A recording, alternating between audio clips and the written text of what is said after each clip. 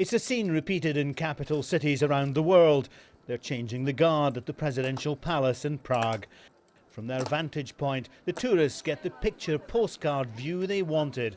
As is so often the case, it's a picture that tells only part of the story. There are stresses and strains in Czech society, as there are elsewhere in Europe as economies struggle. But recent riots here have also had strong racial overtones. They began as protests against the Roma minority.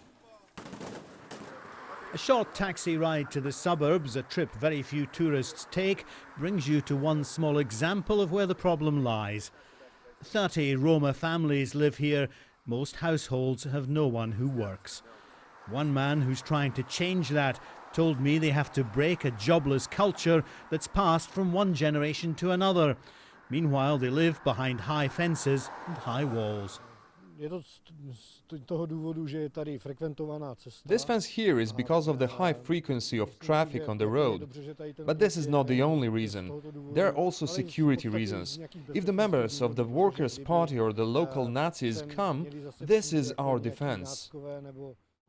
As in most Central European countries, there's always been a strong anti-Roma feeling here.